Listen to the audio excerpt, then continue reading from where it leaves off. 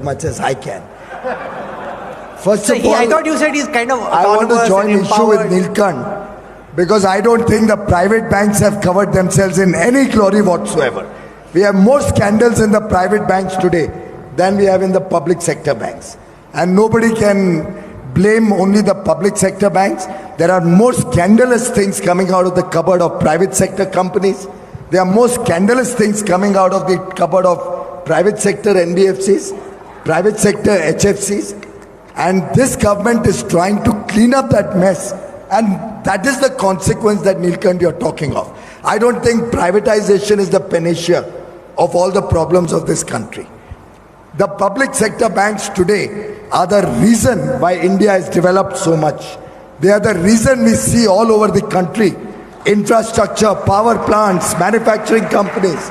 They are the ones who held the hand of Indian entrepreneurs through thick and thin and helped us come where we are. I am a beneficiary. I am what I am today because of the public sector banks, because of IDBI, ICICI in its earlier avatar as a development financial institution.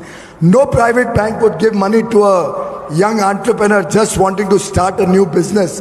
It's the government banks that stood by me through thick and thin. When I had labor trouble, the private bank wanted to pull the plug. The government bank stood by me and said, no, tide over it, we are backing you up. I think it's time we recognize the important role they are playing.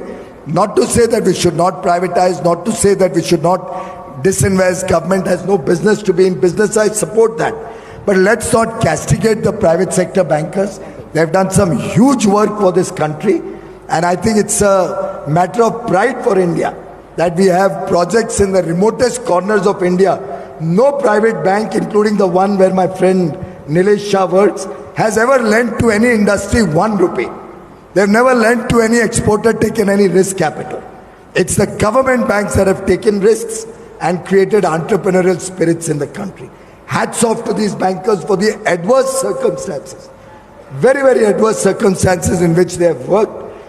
They have been willing to take risks which these private banks have not. Private banks are looking at cozy, comfortable retail lending, cozy, comfortable lending to very, very safe borrowers who pay 42% tax possibly, but they are not willing to lend to the poor farmer. They are looking at soft spots, whether they can lend to a sugar plant and categorize it as an agricultural loan. And I think we must and continue to support the public sector banks if we want India to really grow in a big way.